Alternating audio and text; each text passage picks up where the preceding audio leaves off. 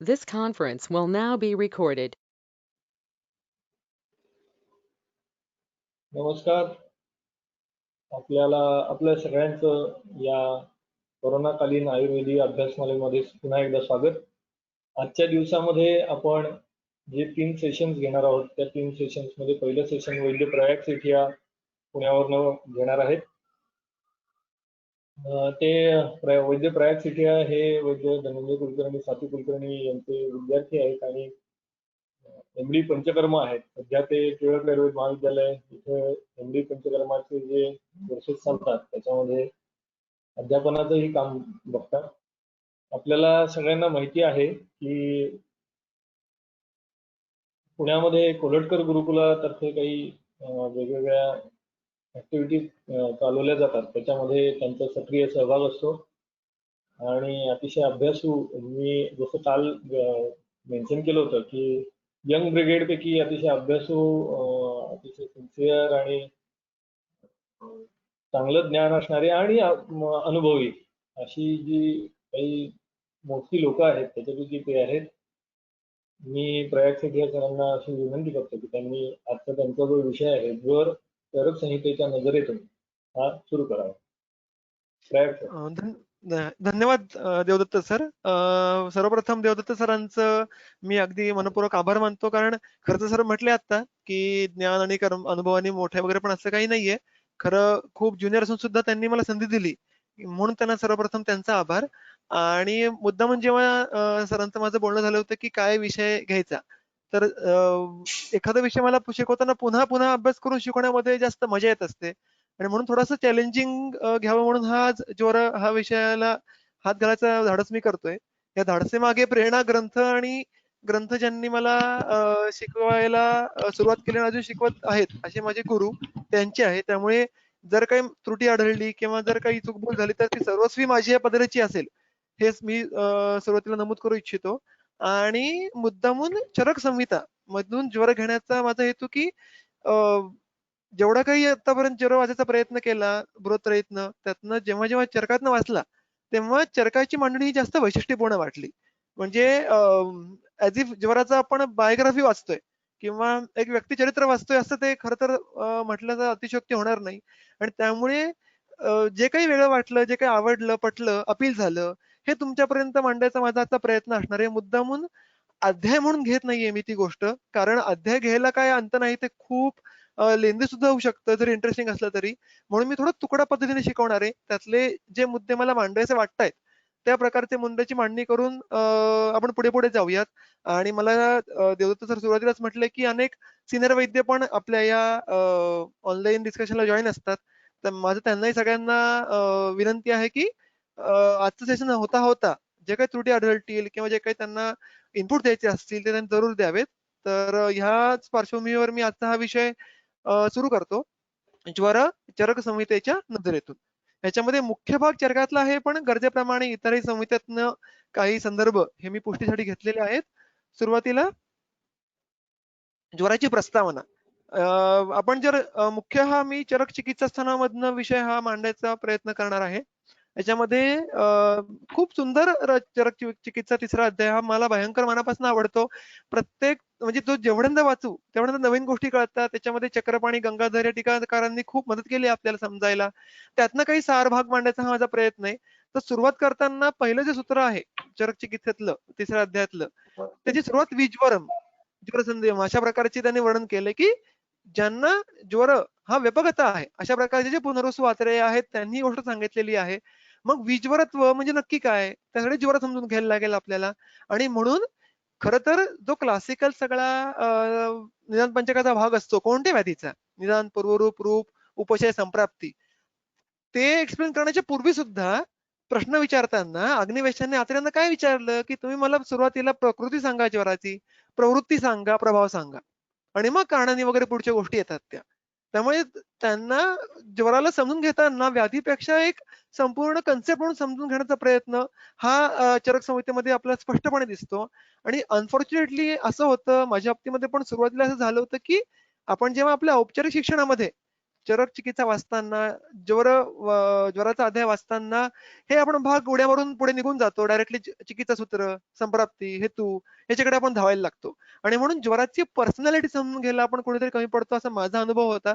मी जेव्हा सलग ज्वर चिकित्सा वाचायला सुरुवात केली तेव्हा त्या गोष्टी मला खूप छान कळायला लागल्या. तेच आज थोडंसं आपण शेअर करूयात. तर हे जे सुरुवातीचं आहे, प्रकृतींच प्रवृत्तींच प्रभावम कारणानिच. कारणानिच पूर्वी सुद्धा त्यांनी ह्या ज्वराची 3 गोष्टी काय काय आहेत हे तुम्ही मला सांगा, असा आदरयुक्त प्रश्न त्यांनी अत्र्यांना विचारला आहे. तर ह्या 3 गोष्टींवर मी आज पहिल्या लेक्चरमध्ये फोकस करून त्याचं क्लिनिकल ऍप्लिकेशन पर्यंत कसं पोहोचता येईल आपल्याला हे मांडायचा प्रयत्न करीन. परत मी एकदा सांगू इच्छितो की ज्वर मला आज जसा कळलेला आहे तो मांडण्याचा प्रयत्न करतोय. ज्वर हा कळ जाणारी गोष्ट आहे, त्यामुळे त्यात काही कमतरता राहू शकते, हे पूर्ण मला मान्य आहे. हे तुम्ही सगळ्यांनी फक्त नोंद घेऊन माझं सगळं लेक्चर ऐका आजचं.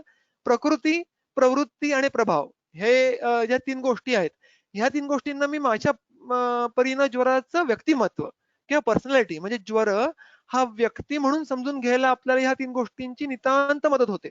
आणि म्हणून त्या गोष्टीची रचना ही चरकांनी अध्यायाच्या सुरुवातीलाच केलेली आहे. सरप्राइझिंगली ह्या प्रकारची मांडणी ही बृहत्तरीमध्ये अन्यत्र कुठे बघायला मिळत नाही. म्हणून चरकातला ज्वर हा खऱ्या अर्थाने खास आहे असं मला वाटतं. आपण या तिन्ही गोष्टी टप्प्याटप्प्याने बघायचा प्रयत्न करूयात. सर्वप्रथम ज्वराची प्रकृती. त्यासाठी चरकामध्ये हे सूत्र आले आहे चरक. तस्य प्रकृती उद्दिष्टा दोषा शारीर मानसाः देहिनम नहि निर्दोषम ज्वरः समुपसेवते क्षयस्तमो ज्वर पाप्मा मृत्युश्चोक्ता यमात्मकाः पंचत्वं प्रत्ययात् नृणां क्लिश्यतां स्वेन कर्मणा इति अस्य प्रकृती प्रोक्ता. अनेक दिवस हा श्लोक सहजपणे वाचून पुढे जाण्याचा स्वभाव होता, पण जेव्हा अनेकदा हा वाचून वाचून हा मुरवला तेव्हा यातले बारकावे कळायला लागले. मुळात प्रकृती याचा अर्थ काय घेतला आहे, तर टीकाकारांनी भिन्न भिन्न शेड सांगितले. त्यातले 2 मुख्य अर्थ जे आपल्याला आज बघायचे आहेत. तर एक म्हणजे प्रत्यासन्न कारण. प्रत्यासन्न म्हणजे जवळचं. त्यामुळे ज्वराच्या अगदी जवळचं कारण म्हणजे काय, प्रकृती हा कारणाचा एक पर्याय सांगितलेला आहे. म्हणजे प्रकृती विकृती हे 2 शब्द त्या अनुषंगाने आपल्याला आपल्या शास्त्रामध्ये, दर्शनशास्त्रामध्ये बरेचदा बघायला मिळतात. तर ज्वराची प्रकृती याचा एक अर्थ की ज्वराचं हेतू किंवा कारण काय, आणि त्याच्यामध्ये सुद्धा प्रत्यासन्न म्हणजे अगदी जवळचं कारण काय. आणि दुसरा भाग म्हणजे स्वभाव. प्रकृती म्हणजे स्वभाव या अर्थाने आपण बरेचदा देह प्रकृती अशा प्रकारे विमर्शनामध्ये जी रचना केलेली आहे, वातलाद्य इत्यादी, त्याच्यामध्ये तो शब्द पुन्हा येतो की प्रकृतीचा अजून एक अर्थ स्वभाव असा होतो. तो सुद्धा भाव त्यांनी या सूत्रामध्ये व्यक्त केला आहे. तर basically in nutshell nature of ज्वर म्हणजे आपण मराठीमध्ये ज्याला स्वभाव म्हणतो, तो खरा स्वभाव हा आपल्याला या ज्वराचा सुद्धा याच्यातनं समजून घ्यायचा आहे. तो आपण टप्प्याटप्प्याने बघूयात. थोडंसं सूत्र मी ब्रेक करतो इथं. तस्य प्रकृती उद्दिष्टा दोषाः शारीर मानसाः. शारीर व मानस दोष हे ज्वराची प्रकृती आहेत. ह्याच्यामध्ये जो अंडरलाईन करण्याचा मुद्दा आहे, शारीरिक दोष तर सर्वच व्याधींची प्रकृती आहे हे आपल्याला ठाऊक आहे. पण ज्वर असा व्याधी आहे की त्याच्यामध्ये ऍट द सेम टाइम मानस दोष सुद्धा हे ज्वराची प्रकृती असतात. त्यांचं अनन्य भाव आहे. म्हणजे सदा सर्वदा जेव्हा ज्वर हा स्वतंत्र व्याधी म्हणून व्यक्त होणार आहे, तेव्हा त्याच्या ठायी शारीरासोबत मानस दोष सुद्धा असणारच आहेत. ही यातली कन्सेप्च्युअली खूप महत्वाची गोष्ट आहे. मानस दोष म्हणजे कोणते, तर रज आणि तम. त्यामुळे हा मुद्दा इथं महत्वाचा आहे आणि ह्यालाच अनुषंगून पुढची वेळ आपण बघूयात. देहिनम नाही निर्दोषम ज्वर हा समुपसेवते. म्हणजे काय म्हटलं त्यांनी, की ज्वर हा निर्दोष व्यक्तीमध्ये आवेश करत नाही. हे वाक्य माझ्या खूपच आवडीचं आहे. म्हणजे याची रचना करताना चरकाला सलाम करावा असं वाटतं, की निर्दोष व्यक्तीमध्ये ज्वर हा आवेश करत नाही. याच्यामध्ये 2 खूप महत्वाचे कन्सेप्ट आहेत. एक तर निर्दोष व्यक्ती. आता अधिकरण काय चाललंय, ह्या अधिकरणामध्ये सूत्राच्या दोष हे फक्त वातपित्त कफान सांगितलेलं नाहीये, तर रजतमाला सुद्धा म्हटलेलं आहे. त्यामुळे खऱ्या अर्थाने जर व्यक्तीमध्ये शारीरिक दोषांचं साम्यावस्था असेल आणि त्याबरोबर रजतम विमुक्त असेल, तर त्या माणसाला कधीही ज्वर होणार नाही, हा हिची प्रतिज्ञा आहे. बरं, ज्वर होणार नाही अशी पण रचना वाक्याची नाहीये. त्यांनी काय म्हटलंय, ज्वर हा ह्या वाक्यातला कर्ता आहे. ज्वरः समुपसेवते, ज्वरः न समुपसेवते. म्हणजे कर्ता क्रियापद काय आहे, तर ज्वर हा कर्ता आहे. कर्म हा तो व्यक्ती आहे आणि क्रियापद समुपसेवते. म्हणजे चक्रपाणी टीका करताना याचा अर्थ काय घेतलाय? आवेश. आवेश म्हणजे प्रवेश करणे, टू एंटर. म्हणजे जणू काही हे वाक्य जर आपण शब्दशः बघायला गेलो तर ज्वर हा निर्दोष व्यक्तीमध्ये प्रवेश करत नाही. हे ही शब्दरचना ही आपल्याला खूप कॉमनली बघायला मिळत नाही. तुम्ही रक्तपित्तामध्ये असं बघितलंय का? गुल्मात बघितलंय का की रक्तपित्त प्रवेश करतं, गुल्म प्रवेश करतं? नाही. रक्तपित्त होतो, गुल्म होतो. पण ज्वर प्रवेश करतो. हे सूत्र पुढे सूत्र क्रमांक 31 का 30 ह्याच्यामध्ये सुद्धा पुन्हा आलंय, की ज्वराचा आवेश होतो, असं पुन्हा तिकडे उल्लेख करतात ते. ह्याच्यामध्ये समजून काय घ्यायचं नक्की? तर ह्याच्यातला जो पहिला आस्पेक्ट आहे तो बघूयात, की देहिनम नहि निर्दोषम ह्याच्यामध्ये रजतमाचा जो भाग आहे, तो लक्षात घेतला तर शुद्ध सत्व व्यक्तीमध्ये ज्वर हा प्रवेश करू शकणार नाही. ही कन्सेप्च्युअली खूप महत्वाची गोष्ट आहे. आणि म्हणून मी मगाशी म्हटल्याप्रमाणे, की या अध्यायाच्या सुरुवातीचाच पहिला शब्द आहे, जो आत्र्यांचे विशेषण आहे, विज्वरम, की खऱ्या अर्थाने ते आप्त आहेत. रजस्तमोभ्याम निर्मुक्तो. ही जी आप्ताची व्याख्या आहे की नाही आपल्या वैचारिक सूत्रस्थानामध्ये, ती त्यांना लागू पडण्याचं कारण काय? की ते रजस्तमोभ्याम निर्मुक्त आहेत. म्हणून ते विज्वर आहेत. आणि ते कन्सेप्च्युअली इथं खूप गोष्ट महत्वाची आहे. आणि त्याचाच पुढचा चिकित्सीय जो भाग आहे, तो जो आहे, करुणार्द्रम मनःशुद्धम सर्व ज्वर निषूदनम. हे अष्टांग संग्रह ज्वर चिकित्सेतलं सूत्र आहे. उत्तरस्थान नाही येते, ते चिकित्सा स्थान आहे. मी चुकून तिकडे उत्तर लिहिलंय. तर हे सूत्र सिमिलर आपल्याला अष्टांग हृदयामध्ये पण बघायला मिळतं. मी मुद्दामून दोनदा तीनदा अधिकरण चेक केलं. म्हटलं की हे सूत्र जे ज्वरा चिकित्सेमध्ये आलंय, हे फक्त आगंतू ज्वराचं आहे का? मानसहेतूंच्या ज्वरात हेतूजन्य ज्वराचं आहे का? असं अजिबात नाहीये. हे सूत्राचं वर्णन करताना त्यांनी हे लिटरली सर्व ज्वर निषूदनम आणि टीकाकारांनी स्पष्टपणे म्हटलंय, की ते आगंतू असोत, निज असोत, शरीर असोत, मानस असोत, निषूदनाचा शब्दशः अर्थ काय? मारणे. म्हणजे जर व्यक्तीचं मन हे शुद्ध आणि त्याही पुढे जाऊन करुणार्द्र. करुणार्द्र म्हणजे काय? आर्द्र म्हणजे ओलावा. ओलावा करुणा. करुणेने ओथंबून वाहणारं एवढं शुद्ध तत्व असलेलं जर मन असेल, तर ते सर्व ज्वरांचा नाश करू शकतं. हे त्याचं त्यांनी स्पष्टीकरण इथं दिलेलं आहे. म्हणजे आपल्याला ज्वराच्या प्रकृतीवरनं त्याची शुद्ध चिकित्सा कशी होऊ शकते, याचे स्पष्ट निर्देश ह्याच्यामध्ये त्यांनी दिलेले आहेत. आणि म्हणून आपल्या वैद्यांकडनं आपण प्रायः हे काय चिकित्सेमधलं सुद्धा युक्ती व्यपाश्रय भागाला खूप चिटकून असतो. कारण तो ऑब्व्हियसली आपल्या चरक संहितेचा आणि बृहत्प्रेतलं मुख्य अधिकरण आहे.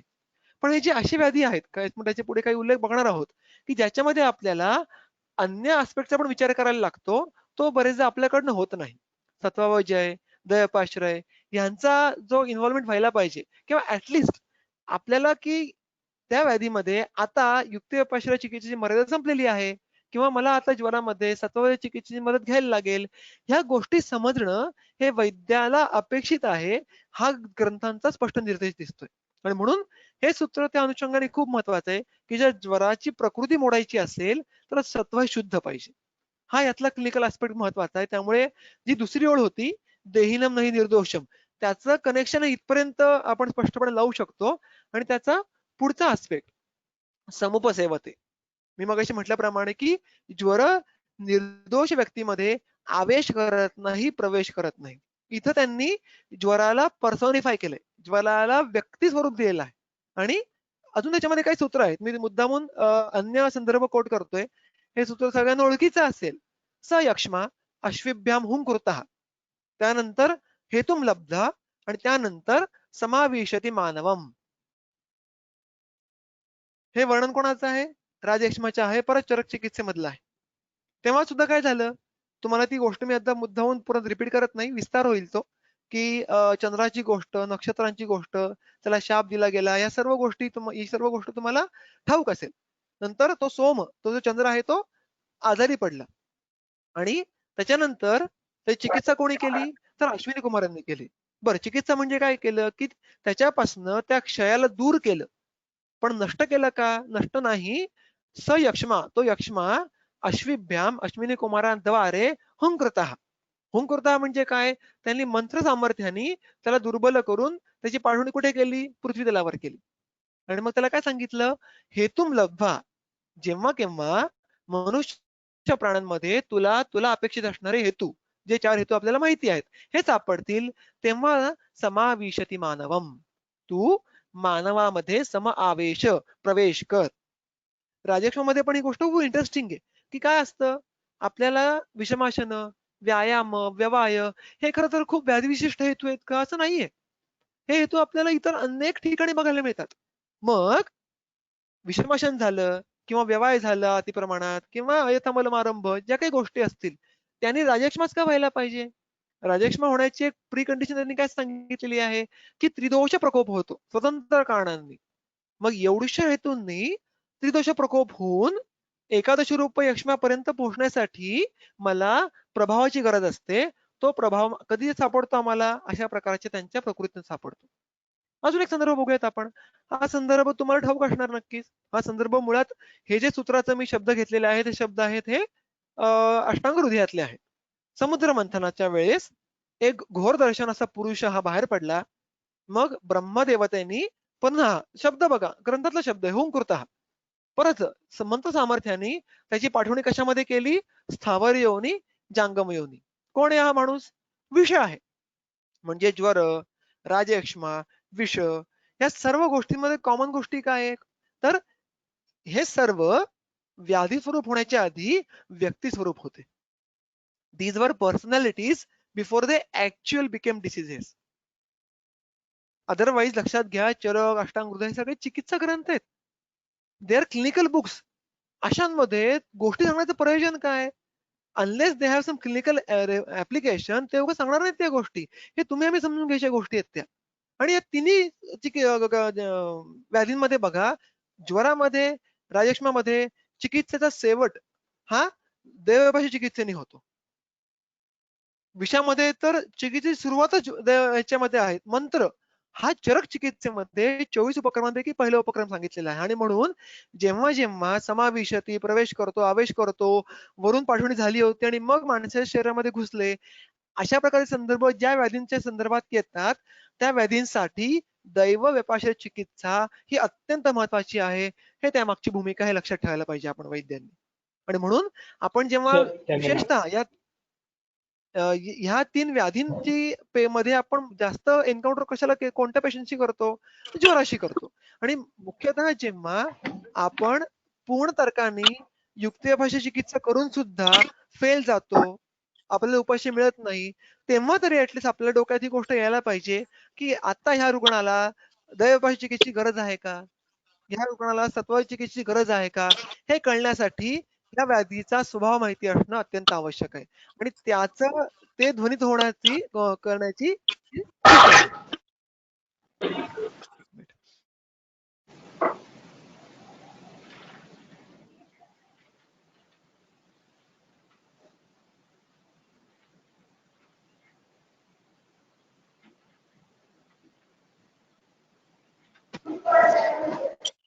सॉरी.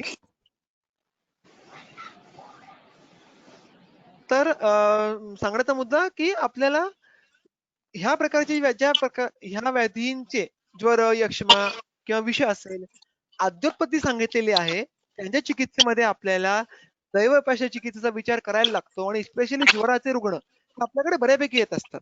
आणि ज्यांच्यामध्ये आपल्याला तर्काधिष्ठित युक्तिभाषा चिकित्सा करून सुद्धा फळ मिळत नाही, अशा वेळेस तरी हे आम्हाला सुचायला पाहिजे. याच्या त्यांनी वस्तुपाठ हा सुरुवातीलाच घालून दिलेला आहे. आणि म्हणून त्याचं परत आपल्याला दिसतं का कुठे चिकित्सा सूत्र? पुन्हा अष्टांग हृदयामध्ये ते स्पष्टपणे कन्साईज फॉर्म मध्ये आले, म्हणून मी तिकडे आता ते कोट केले चरक सोडून. काय चिकित्सा सूत्र आहे ते? दैवाश्रयमच्या भैषज्यम ज्वरान सर्वान व्यपोहती विशेषात विषमान. म्हणजे खरं तर विषम ज्वराच्या चिकित्सा सूत्रामध्ये याचा उल्लेख आलेला आहे. पण रचना करताना त्यांनी हे चिकित्सा सूत्र हे सर्व ज्वरांना लावून घेतलेलं आहे. काय म्हटलेलं आहे? दैवाश्रयम ही भैषज्यम सर्वान ज्वरान व्यपोहती. म्हणजे तुम्ही केवळ दैवभाषा चिकित्सेचा जरी युक्तिपूर्वक उपयोग केलात, तर त्याच्यामध्ये सर्व ज्वरांचं शमन करण्याचं क्षमत्व आहे. आणि स्पेशली विशेषतः विषमज्वरांना तर ते उपयुक्त आहेच, कारण विषमज्वरामध्ये आगंतो अनुबंध हा प्राय असतोच असतो, असं स्पष्टपणे आपल्याला सूत्रामध्ये उल्लेख सापडतो. तर मुद्दा काय आहे? तर आम्हाला ज्वर चिकित्सा करताना सत्वावजय आणि दैवपाश्रय या दोन्ही चिकित्सांचं अनन्यसाधारण महत्व आहे हे ध्वनित करणारी ही ज्वराची प्रकृती आहे. आणि ह्याच्यामधनं आम्हाला चिकित्सा सौकर्य यायला पाहिजे हा त्यांचा स्पष्टपणे उद्देश दिसतोय हे आपल्याला इथं दिसू शकतं. आता ज्वराच्या प्रकृतीचा पुढचा भाग काय म्हटलंय त्यांनी, क्षयस्तमो ज्वर पाप्मा मृत्युश्चोक्ता यमात्मकाः पंचत्व प्रत्ययात नृणाम क्लिश्यताम स्वेन कर्मणा. याच्यामध्ये क्षय तम ज्वर हे सर्व त्यांनी ऍज इफ ज्वराचे पर्यायी नाव म्हणून सांगितलेली आहेत. ही टेंडन्सी आपल्याला ग्रंथामध्ये खूप ठिकाणी बघायला मिळते की मुख्यतः बृहत्त्रयीमध्ये पटकन व्याख्या करण्यापेक्षा ते त्या संकल्पनेचे त्या भावाचे पर्याय नावं सांगतात. कारण पर्याय नावं सांगण्याचा उद्देश काय असतो त्यांनी खूप छान सांगितलंय टीकेमध्ये की लक्षणार्थम भिन्न भिन्न प्रॉपर्टीज सांगून एखादी गोष्ट एक्सप्लेन करण्याचा जो काही पद्धत आहे ती जास्त इफेक्टिव्ह आहे एका ओळीमध्ये व्याख्या देण्यापेक्षा. आणि म्हणून ज्वराचं पण नेचर सांगण्यासाठी प्रकृती सांगण्यासाठी त्यांनी ह्या पर्याय नावांची मदत घेतलेली आहे. काय काय पर्याय नावं आहेत ती, क्षय, तम, ज्वर, पापमा, मृत्यू हे त्यातले प्रधान 5 पर्याय नावं आहेत. त्यांचं काय काय रिलेव्हन्स आहे. पहिलं क्षय. का बरं क्षय? क्षय म्हणजे काय इथं अर्थ अपेक्षित आहे तर ज्वराच्या उत्पत्तीपासूनच इमिजिएटली रुग्णामध्ये बलक्षय व्हायला सुरुवात होते आणि पुन्हा शारीर मानस दोष असल्यामुळे हा बलक्षय फक्त शरीर बलाचा असतो असं अजिबात नाहीये तर तो सत्व बलाचा सुद्धा असतो. आणि गंमत कशी बघा, खरं ज्वर हा आमाशयोत्थ आणि त्याची चिकित्सा सुरू होताना अपात्रपणापासून सुरू होते. म्हणजे मग गंमत काय होते, लंघनम स्वेदनम कालो ही सर्व चिकित्सा कशी आहे, अपतर्पण करणारी आहे. मात्र ऍट द सेम टाइम संप्राप्तीमध्ये काय चाललंय पॅरलली, तर बलक्षयाची सुद्धा सुरुवात झालेली आहे. आणि म्हणून पुन्हा चिकित्सा सांगताना अगदी स्पष्ट निर्देश करतात चरकाचार्य की तुम्ही लंघन करताना सुद्धा ते कसं करायला पाहिजे, प्राण अविरोधीना, प्राणाला विरोध होणार नाही. प्राण आणि बल या संकल्पना खूप जवळून जाणार लक्षात घ्या शरीरामध्ये. प्राणाच्या आश्रयाने बल राहतं हे सांगितलेलं आहे. आणि म्हणून प्राणाला विरोध होणार नाही इतपत लंघन द्यायचंय.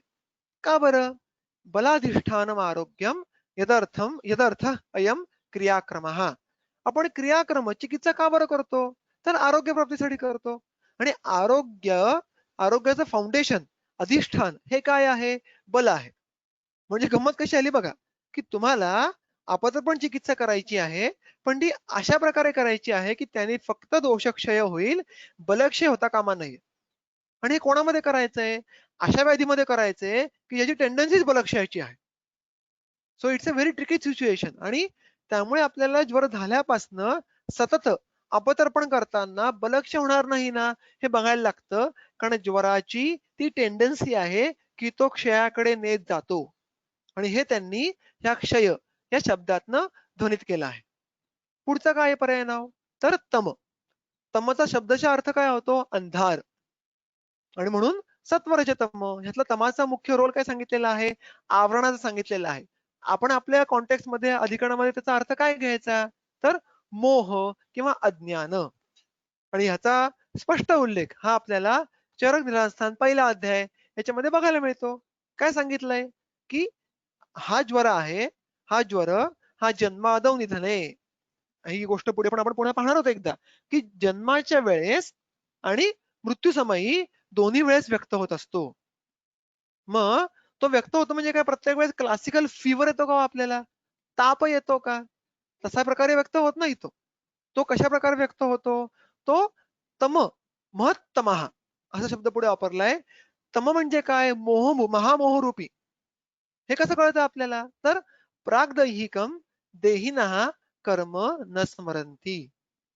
जे प्राणीजात आहेत, देहिनः जे देहवान आहेत, अशा लोकांमध्ये जन्मतः जेव्हा ज्वर होतो तो महामोह स्वरूप असतो. त्याच्यामुळे काय होतं, प्राग्दैहिकम कर्म न स्मरंती.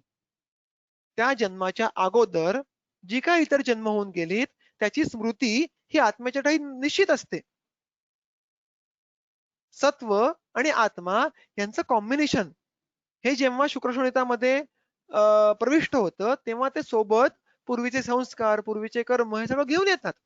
आणि म्हणून असं म्हणतात की जेव्हा गर्भ हा गर्भाशयामध्ये असतो, मातेमध्ये असतो, तेव्हा त्याला पहिले 9 महिने या सर्व गोष्टींचं स्मरण होत असतं. आणि म्हणून आपल्याकडे दौरुध, डोहाळे यांची उपपत्ती सांगताना त्याचे जे काही इच्छा, द्वेष आदी गोष्टी असतात, जे बरेचदा पूर्वजन्म, देह स्थितीमध्ये असताना संस्कार झालेले असतात, ते व्यक्त होत असतात. आणि म्हणून त्यांचा अपमान करू नये, दौर्याचा अवमान करू नये, असे अगदी कणखर स्पष्ट निर्देश ग्रंथांनी केलेले आहेत. मात्र हे सर्व जे काही स्मृती आहे, ही स्मृती ही at the time of birth जन्माच्या समयी त्याच्यावर आवरण घातलं जातं, ॲज इफ त्याला कव्हर केलं जातं. कोणाद्वारे? ज्वराद्वारे. हा ज्वर कसा आहे? महामोहरूपी आहे. हा मनाच्या आश्रयाने व्यक्त होणार आहे. महामोह म्हणजे काय? तर थोडक्यात तो मनाला ब्लँक करतो. त्या क्षणी त्याच्या आधीपर्यंतचं सर्व ज्ञान व्यक्त होणं थांबून जातं, नष्ट होत नाही, पडदा पडतो. आणि म्हणून त्या ज्वराला त्यांनी तम हे यथार्थ पर्याय नाव सांगितलेलं आहे. त्यानंतर ज्वर, ज्वरयती इति संतापयती असं त्यांनी चक्रपाणीत टीका केलेली आहे. म्हणजे काय? देह, इंद्रिय, मन या तिघांचाही संताप करणारा असा तो ज्वर. त्यामुळे हा जरी व्याधीचा परिणाम असलं तरी ज्वराचा प्रभाव पुढे बघणार आहोत आपण, की ज्वर म्हणजे काय? संताप. संताप आणि ज्वराला आपण वेगळं काढू शकत नाही. आणि म्हणून ह्याला ज्वर हे विशिष्ट नामविधान दिलं गेलेलं आहे. त्यानंतर पापमा. पापमा हे सुद्धा व्याधीचं पण पर्याय नाव आहे. कोणत्या प्रकारच्या व्याधींचं? ज्या व्याधींची मुख्य हेतू ही पापकर्म असतात त्यांना पापमा म्हणतात. आणि म्हणूनच ज्वराला सुद्धा पापमा अशा प्रकारचं त्यांनी पर्याय नाव दिलेलं आहे. आणि त्यासोबतच मृत्यू. आता मृत्यू म्हणजे काय? तर साक्षात मृत्यू म्हणजे ज्वर का? तर त्या प्रकारचा अर्थ अपेक्षित नाही. मृत्यू ही संकल्पना आणि ज्वर ही संकल्पना ह्या नक्कीच भिन्न आहेत. मग पर्याय नाव का दिलं मृत्यू? तर सर्व प्राणीनांच ज्वर एव अंते प्राणान आदत्ते. पुन्हा चरक निनास्थानामधला संदर्भ आहे हा पहिल्या अध्यायातला. सर्व प्राणीनाम ज्वर एव. सर्व प्राणी मात्रांचे, फक्त माणसाचं नाही, सर्व प्राणी मात्रांचं ज्वर हाच अंते म्हणजे त्यांच्या मृत्यूसमयी, त्यांच्या जीवनाच्या शेवटी प्राणान आदत्ते. आदत्ते आदान काल, विसर्ग काल शब्द माहिती आहे आपल्याला. आदान म्हणजे घेणे. मग थोडक्यात आपल्या शरीरापासून जेव्हा प्राण विलग होतं तेव्हा त्या प्राणांना विलग करण्यासाठी कोण स्वीकारतं? तर तो हाच ज्वर आहे. म्हणजे मृत्यूच्या वेळेस आपल्याकडनं प्राणांची डिलिव्हरी घेणारा असा तो ज्वर आहे. आणि ह्यापुढे जाऊन गंगाधर काय म्हणतो टीकेमध्ये, की हा ज्वर हा आपल्या प्राणांचा स्वीकार करतो आणि पुढे यम इत्यादींकडे तो त्यांना पाठवून देतो. एवढं सूक्ष्मत्व त्यांनी ज्वराला दिलेलं आहे. आणि म्हणून मृत्यूशोक्ता यमात्मका हा. आणि यानंतर जी पुढची ओळ आहे, मी त्याच्यामध्ये आता फार जात नाही. थोडस मलाही त्या ओळीवर अजून विचार करणं आवश्यक आहे. फक्त थोडासा त्याचा उल्लेख मात्र करतो, की पंचत्व प्रत्ययात नृणाम क्लिश्यताम स्वेन कर्मणा. नृणाम म्हणजे लोकांचे, मनुष्यांचे कशा प्रकारचे लोक? स्वेन कर्मणा क्लिश्यंताम. स्वतःच्या कर्माने क्लेश, त्रास भोगत असलेले पंचत्व प्रत्ययात. पंचत्व म्हणजे पंचत्वात विलीन होणे म्हणजे मृत्यू होणे, प्रत्ययात म्हणजे त्याप्रती घेऊन जाणे. म्हणजे ज्वर हा जे लोक, माणसं ही स्वतःच्या कर्मांनी भोग भोगत आहेत त्यांना मृत्यूप्रती घेऊन जाण्याचं सुद्धा कर्तृत्व कोणाकडे आहे? हे ज्वराकडे आहे. आता खरं तर कर्माची अटॅचमेंट हे शरीराला नसते, मनाला असते, सत्वाला असते, सत्वयुक्त भूतात्म्याला असते. म्हणजे ज्वर हा किती सूक्ष्म आहे हे यातनं आपल्याला कळतं. आणि ही सगळी गोष्ट ही आपल्याला एका डेफिनेशन मधनं कळली असती का? एका परिभाषेतनं कळली असती का? बिलकुल नाही. आणि म्हणून त्यांनी क्षय, तम, ज्वर, पापमा, मृत्यू अशा सर्व परिभाषांची, सर्व पर्याय नावांची योजना इथं केली आहे. म्हणजे ज्वराचा स्पेक्ट्रम सगळा कळण्यासाठी ही आम्हाला त्यांनी इथं योजना केली आहे. आणि म्हणून इन नटशेल ज्वराची प्रकृती म्हणजे काय काय बघितलं आपण, राईट फ्रॉम शारीर मानस दोष, निर्दोष व्यक्ती ज्यांना ज्वरत्व नाही हे आपण त्या संदर्भाने पाहिलं. ज्वराचा आवेश बघितला की ज्वर हा ऍज इफ प्रवेश करतो. त्या अनुषंगाने आपण यक्ष्मा, विष यांची पण उदाहरणं बघितली आणि त्या अनुषंगाने दैवपाशी चिकित्सेचं महत्व सुद्धा बघितलं. आणि त्याच्यानंतर क्षय, तम, ज्वर पापमा आणि मृत्यू ह्या पर्यायनामांच्या मदतीने आपण ज्वराचा स्वभाव नेचर समजून घेण्याचा प्रयत्न केला. ह्या सर्व गोष्टी त्यांनी ह्या एक साध्या सूत्रातनं आणि त्याच्या अनुषंगाने जे काही टीका आलेल्या आहेत त्याच्यातनं एलॅबोरेट करण्याचा प्रयत्न केलेला आहे. तर हा ज्वराच्या 3 मुद्द्यांपैकी प्रकृती नावाचा पहिला मुद्दा हा इन नटशेल इथं समोर तुमच्या मांडलेला आहे. हा त्यानंतर पुढचा जो भाग आहे तो ज्वराची प्रवृत्ती. आता प्रवृत्ती म्हणजे काय? तर त्यांनी सूत्र सांगताना सांगितलेलं आहे प्रवृत्तीस्तु परिग्रहात निदाने पूर्वमुद्दिष्टा रुद्रकोपाच्च दारुणात. हे सूत्र आहे त्यासाठी सांगितलेलं. मग प्रवृत्ती शब्दाचा मुख्य अर्थ काय? तर प्रवृत्ती म्हणजे आद्योत्पत्ती. आपण म्हणतो ना प्रवर्तन. आयुर्वेदाचं प्रवर्तन कसं झालं त्याचप्रमाणे प्रवृत्ती म्हणजे आद्योत्पत्ती किंवा प्रथम आविर्भाव किंवा प्रथम प्रकाश असे भिन्न भिन्न अर्थ हे आपल्याला टीकेमध्ये बघायला मिळतात. पण आपल्याला नेहमीचा माहिती असलेला शब्द म्हणजे ज्वराची आद्योत्पत्ती झाली कशी. आता उत्पत्ती म्हणजे काय किंवा आविर्भाव म्हणजे काय की तो कसा कसा एक्सप्रेस होत गेला म्हणजेच काय तर ओरिजिन अँड ऍडव्हान्स ऑफ ज्वर.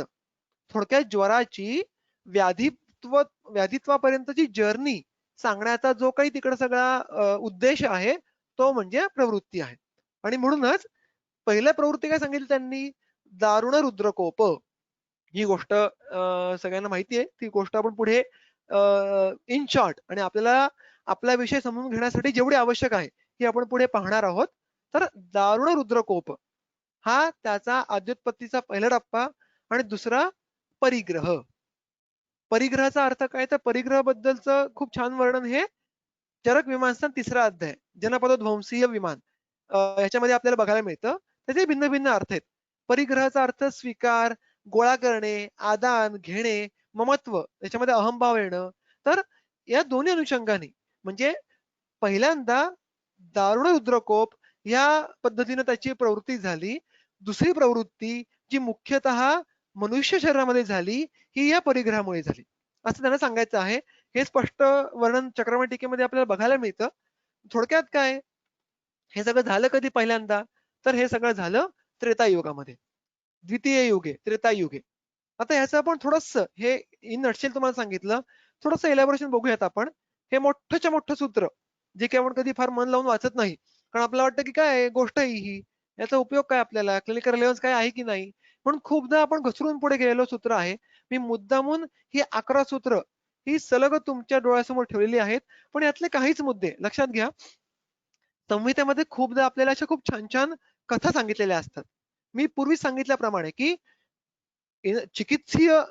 चिकित्सोपयोगी असा जो ग्रंथ आहे या ग्रंथामध्ये अशा गोष्टींची गरज काय unless there is some clinical relevance ती गोष्ट तिकडं सांगण्याचं प्रयोजनच नाहीये. त्यामुळे जर आपल्याला त्याच्यातनं काही क्लिनिकल रेलेव्हन्स कळत नसेल तर तो कळेपर्यंत ती गोष्ट वाचत राहायचं आणि समजून घ्यायचा प्रयत्न करायचा हे तुमचं आमचं कर्तव्य आहे.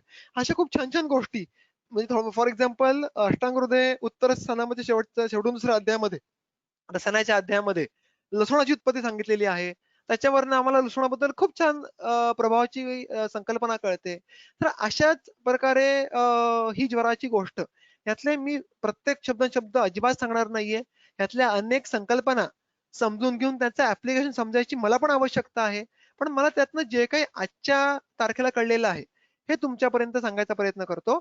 मी जे शब्द हिरव्या रंगामध्ये हायलाइट केलेले आहेत हे मुख्य डॉट्स आहेत की जे मी कनेक्ट करत करत करत पुढे जायचा प्रयत्न करीन आणि जे आपल्याला पुढच्या स्लाइडमध्ये ऍप्लिकेशन म्हणून बघायचा प्रयत्न करायचा आहे. होतं काय मुख्यतः मी यातने खूप शॉर्टमध्ये तुम्हाला गोष्ट सांगतो की द्वितीय ही युगे त्रेतायुगामध्ये अक्रोध व्रतमास्थितम म्हणजे अक्रोध व्रत महेश्वरांनी व्रत घेतलेलं होतं आणि तो त्या व्रतामध्ये स्थिर होता. कोणतं व्रत होतं तर अक्रोध. कोणताही हेतू घडला तरी मी क्रोध करणार नाही अशा प्रकारचं ते व्रत होतं. आणि ते व्रत चालू असतानाच पॅरली काय घडत होतं तर पॅरलली जे काही तपोविघ्न उत्पन्न करणारे किंवा तपोविघ्न हे ज्यांचं अन्न आहे तपोविघ्नाशनाः म्हणजे ते ज्याच्यावर फीड करतात सर्वाइव्ह करतात अशा प्रकारच्या असुरांनी अनेक ठिकाणी यज्ञविनाश हे करायला सुरुवात केली होती. त्या पार्श्वभूमीवर दक्ष प्रजापतींनी काय केलं तर यज्ञाचा घाट घातला आणि त्या यज्ञ करताना, यज्ञ एक्झिक्यूट करताना त्यांनी काय केल्या, त्यांनी 2 मेजर चुका केल्या. काय केल्या? एकतर माहेश्वरम भागम यज्ञे न कल्पयामास, म्हणजे काय? तर बाय डिफॉल्ट जणू काही एक म्हणजे ही गोष्ट यजुर्वेदाच्या पुढच्या सगळ्या परंपरेमध्ये खूप बघायला मिळते, की यज्ञाचे प्रोटोकॉल्स असतात. त्या यज्ञाच्या प्रोटोकॉलमध्ये कोणत्या कोणत्या विभूतीला, देवतेला काय अर्पण करायचं, किती अर्पण करायचं, या गोष्टी खूप बारकाईने सांगितलेल्या असतात. ते शास्त्र असतं. त्या शास्त्राला उल्लंघून दक्ष प्रजापतींनी जो त्या प्रोटोकॉलमध्ये महेश्वराला भाग अर्पण करायला पाहिजे होता, तो केला नाही. आणि तो केला नाही पेक्षा मला सगळ्यात महत्वाची जी गोष्ट हायलाइट करायची आहे ती म्हणजे प्रोच्यमानः सुरैः अपि. सुरैः प्रोच्यमानः अपि. देवानी त्यांना सांगून सुद्धा त्यांनी ऐकलं नाही. आणि अजून काय केलं त्यांनी? ऋचः पशुपतेः याश्च शैव आहतयाश्च या यज्ञसिद्धिप्रदाः ताभिहीनम. म्हणजे ज्या ऋचांचं पशुपतीसाठी ज्या ऋचांचं त्यांनी तिकडं पारण करायला पाहिजे होतं, ज्या शैव शिवासाठी आवश्यक अशा आहुती द्यायला पाहिजे होत्या, ज्यामुळे यज्ञ सिद्धीस जातो, यज्ञामध्ये सिद्धी प्राप्त होते, ते सुद्धा दक्ष प्रजापतींनी केलं नाही. थोडक्यात काय, देवांनी विनवून सुद्धा, सांगून सुद्धा प्रजापतींनी ऐकलं नाही.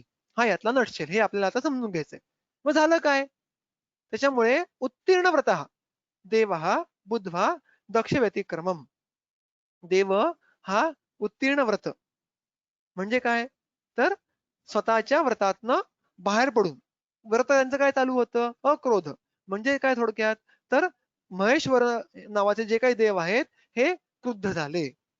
आणि त्यामुळे त्यांनी स्वतःतल्या रौद्र भावम पुरस्कृत्य रुद्रहा. आता तसं बघायला गेलं तर त्याच महेश्वर भगवानाचाच परिणाम रुद्र आहे. पण रुद्र त्यांना कधी म्हणायचं? जेव्हा त्यांच्यामध्ये रौद्र भाव उत्पन्न होईल तेव्हा. रौद्र म्हणजे काहीतरी भयंकर, उग्र, डेंजरस. म्हणजे त्यांचा अनादर झाल्यामुळे त्यांनी त्यांना स्वतःचा रौद्र भाव स्मरला आणि त्याला पुरस्कृत करून त्यांनी स्वतःच्या तिसऱ्या डोळ्यामधनं क्रोधाग्नी संतप्तम बालम असृजत. क्रोधाग्नी संतप्तम हा शब्द खूप महत्वाचा आहे, की क्रोधरूपी अग्नीनी संतप्त झालेला असा एक रौद्रभूत अशा एका बालाचा तिकडं आविर्भूत केलं. त्यांनी काय केलं? त्यांनी महेश्वर भगवानांना जे अपेक्षित होतं ते एक्झिक्यूट केलं. म्हणजे काय? एकतर असुरांचा नाश केला, पण तिथेच न थांबता पुढे सत्रनाशनम, जे काही यज्ञाचं सत्र चालू होतं त्याचा नाश केला. ततः यज्ञः सहा विध्वस्तः व्यथिताश्च दिवौकसः. तो यज्ञाचा नाश बघून सर्व देवमंडळी ही व्यथित झाले. पण त्यानंतर त्यांनी अत्यंत थोडक्यात काय, ते हतबल झाले, पॅनिक झाले, की आता काय करायचं असं म्हणून शेवटी त्यांनी काय केलं? स्तुवन यावत चैवे भावे शिवाः स्थितः शिवम शिवाय भूतानां स्थितम ज्ञात्वा कृतांजली. खूप सुंदर वर्णन आहे, की मुळात महेश्वर जो अक्रोध व्रतामध्ये होता तो क्रुद्ध झाला. त्यामुळे त्यांनी स्वतःचा जणू काही आपण असं म्हणत की रुद्र मोड ऍक्टिव्हेट केला. आणि तो रुद्र मोड ऍक्टिव्हेट केल्यामुळे ही पुढचं सगळं उद्ध्वंस घडून आला. मग आता त्यांना पुन्हा तो मोड डिऍक्टिव्हेट करून कोणता मोड ऍक्टिव्हेट करून घ्यायचा आपल्याला? शिव नावाचा. शिव म्हणजे काय? कल्याणकारक, जो की फक्त लोकांचं हिंसा नाश करून भलं कल्याण अशी कल्पना करू शकेल. मग त्यासाठी काय करायला लागेल? त्यासाठी सर्व देवमंडळींनी काय केलं? स्तुती केली. कधीपर्यंत स्तुती केली? यावत शैवे भावे शिवा स्थितः. आता बघा, त्यांनी पहिल्यांदा महेश्वर नाव वापरलं, मग रुद्र नाव वापरलं, आता त्याच रुद्राला त्यांनी शिव नाव वापरले, की जोपर्यंत तो शिवशंकर भगवान हा शैवे भावे स्थितः, जोपर्यंत शैव भावामध्ये स्थित झाला नाही, कल्याणकारक अशा प्रकारच्या शांत भावामध्ये तो स्थित झाला नाही, तोपर्यंत ते त्याला ती स्तुती करत राहिले. आणि एकदा त्यांना असं कळलं की आता भगवान शंकर महेश्वर हे शिवभाव कल्याणकर अशा भावामध्ये स्थित झालेले आहेत, तेव्हा त्यांनी त्यांना कृतांजली हात जोडून विनवणी केली. आणि मग शंकर भगवानांनी क्रोध हा ज्वरो लोके भविष्यशी, जेव्हा क्रोधाने विचारलं की बाबा रे आता माझं काम झालं, मी असुरांचा विनाश केला, ज्या यज्ञाद्वारे तुमचा अपमान झाला त्यांचा विनाश केला, आता मी पुढे काय करू? तर तेव्हा भगवान काय म्हणाले? क्रोधम ज्वराः लोके भविष्यसि. ते क्रोधाला म्हणाले, ज्वराः लोके भविष्यसि. तू लोके म्हणजे लोकामध्ये या सृष्टीमध्ये जाऊन ज्वर हो. कधी हो ज्वर तू? त्याला पण त्यांनी काहीतरी कंडिशन दिलेले आहेत. जन्माधौ निधने च अपचारांतरेषु च. 3 त्याच्यामध्ये त्यांनी सिच्युएशन सांगितलेले आहेत. जन्माधौ मगाशी बघितलं आपण. निधने च हेही बघितलं आपण. आणि अपचारांतरेषु च जो ऍक्च्युअल आपण ज्वर नावाचा व्याधी एन्काउंटर करतो, ट्रीट करतो. अपचाराच्या शेवटी उत्पन्न होणारा अपचार म्हणजे हेतुसेवन. मिथ्या आहार विहारादी हेतू. त्याच्या शेवटी उत्पन्न होणारा त्यावेळेस सुद्धा तू ज्वर म्हणून लोकांमध्ये भविष्यसी व्यक्त हो. आता एवढी सगळी गोष्ट बघून त्याचं आपण आपल्या पत्रिका काय पाडून घ्यायचं, काय समज करून घ्यायचा? तर पहिल्यांदा हे अक्रोधव्रत हे महेश्वर होते.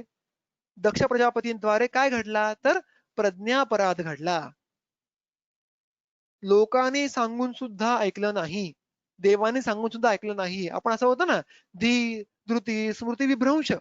माहिती असून सुद्धा, समजून सुद्धा, आठवण सुद्धा आपण ती गोष्ट न पाळणं, हे सर्व व्याधींचा जो मूल हेतू आहे, तो हा प्रज्ञापराध आहे. तो तिकडं ध्वनित केला गेला आहे, असं मला खूप तिकडं प्रकर्षाने वाटतं. आणि त्यामुळे जेव्हा साम्यावस्थेमध्ये असलेल्या महेश्वराचा हा दक्ष प्रजापतींकडनं प्रज्ञापराधामुळे अपमान झाला, तेव्हा काय झालं? तर क्रोधामुळे रौद्रभाव उत्पन्न झाला, उग्रता उत्पन्न झाली. आणि म्हणून इथं विप्रकृष्ट हेतूमध्ये क्रोध असल्यामुळे देह, इंद्रिय, मन संताप हा उत्पन्न होतो. आणि म्हणून आपल्याला ज्वरामध्ये काय बघायला मिळालं पुढे? की त्या देहस्वरूप क्रोधाग्नीची उत्पत्ती झाली. तो क्रोधाग्नी झाला. आणि क्रोधाग्नी झाल्यामुळे ज्वराला आग्नेयत्व प्राप्त झालं. त्यामुळे वातज, पित्तज, कफज कोणताही ज्वर असो, कोणत्याही हेतूने होणारा ज्वर असो, ज्वराच्या ठिकाणी आग्नेयत्व असणारच आहे. ह्याच्या मांडणी कुठे केली गेली पहिल्यांदा? तर ही विप्रकृष्ट हेतू अद्युत्पत्तीमध्ये केली गेली. याच्यावरचं अजून एक्सप्लेनेशन हे पुढे येणार आहे, तेव्हा मी आधी याच्यावर थोडंसं बोलीन. आणि ह्या पुढचा मुद्दा मला फार इंटरेस्टिंग वाटतो, की ह्या क्रोधाग्नीनी यज्ञाचा विध्वंस केला. म्हणजे एका अग्नीनी दुसऱ्या अग्नीचा विध्वंस केला. आणि म्हणून आपल्याला दिसतं काय संप्राप्तीमध्ये, की ज्वरामध्ये अग्नियत्व हे कंपल्सरी असतं. पण मात्र जो जाठराग्नी आहे आमच्या मुळाची, त्याची मात्र कायम मांद्य असतं, दृष्टी असते. म्हणजे अग्नितत्व विकृत असं असतं, की विकृत अग्नितत्वाचा त्रास होतो आणि प्राकृत अग्नितत्व हे काम करू शकत नाही.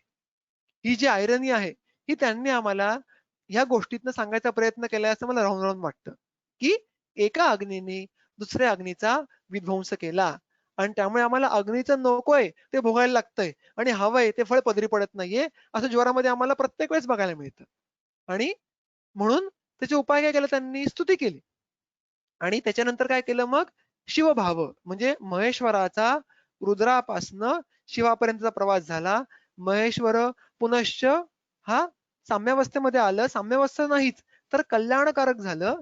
आणि त्याच्यामुळे त्यांनी स्वतःनीच त्या क्रोधाग्नीचं जे काही उपद्रव आहे त्याचा नाश केला. आणि त्यामुळे ह्या सगळ्याचा म्हणून जो आपल्याला दिसतो तो प्रवृत्तीवरनं ज्वराचा प्रभाव समजून घ्यायला मदत होते. हा तिसरा फॅक्टर. प्रकृतीवरनं आपण प्रवृत्तीकडे आलो.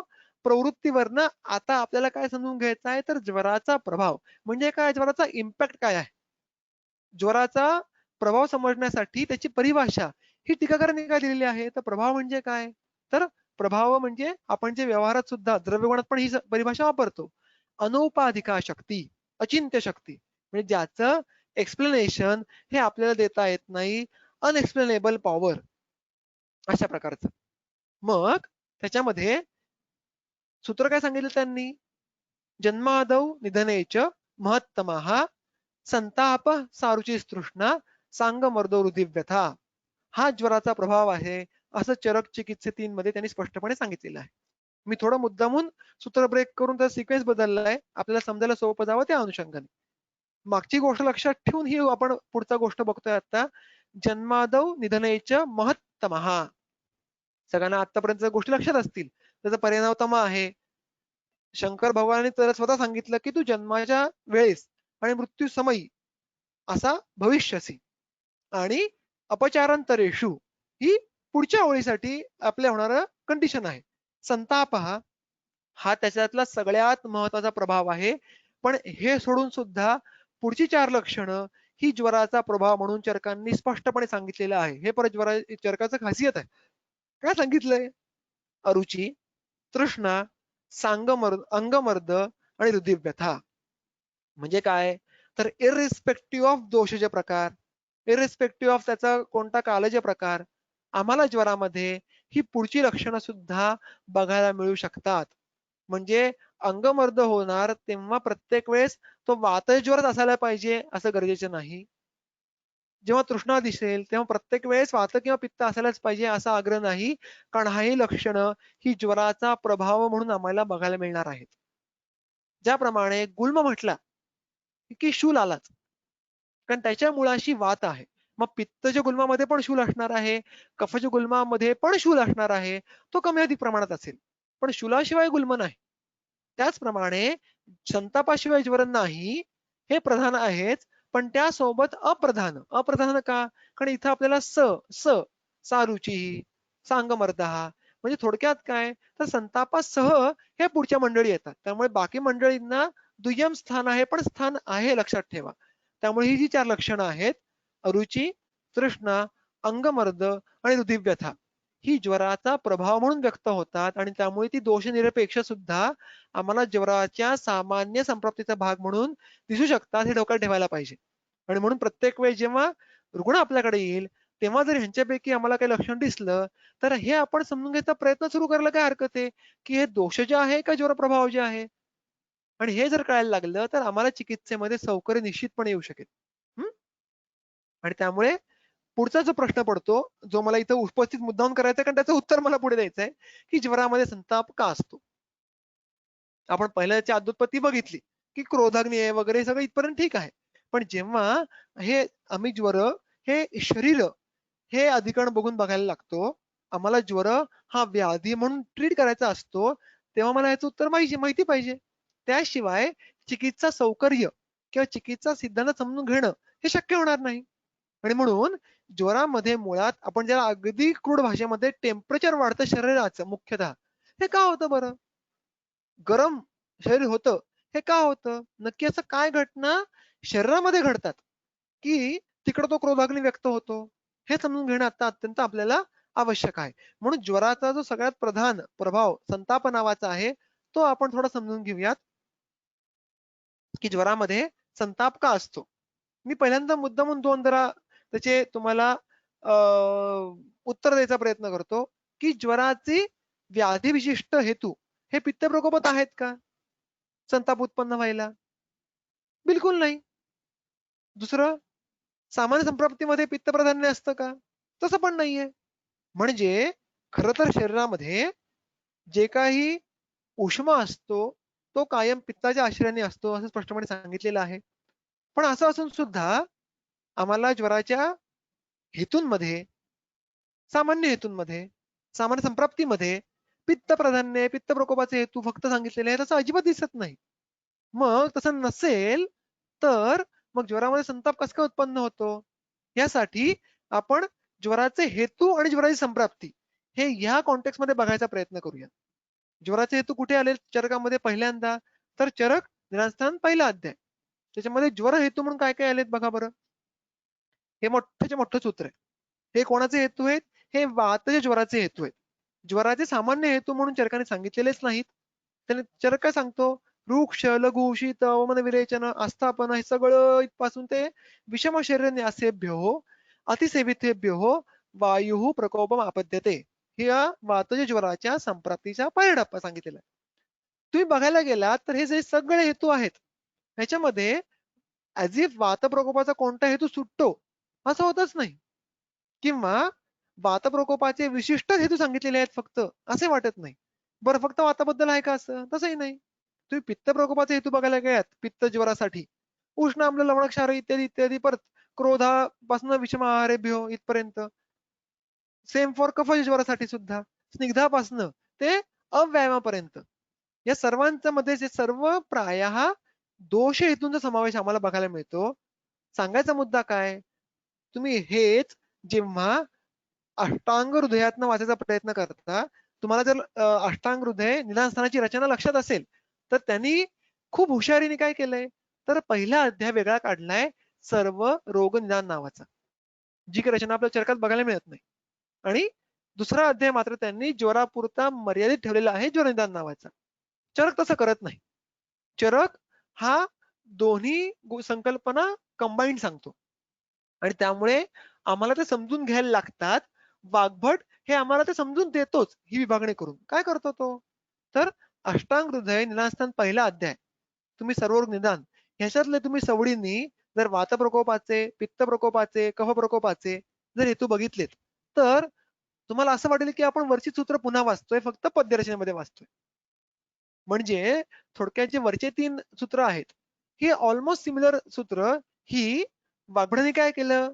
दोष प्रकोपाचे सामान्य हेतू म्हणून त्यांची रचना करून वेगळा अध्याय क्रिएट करून टाकला. आपण ह्याच्यातून समजून काय घ्यायचं?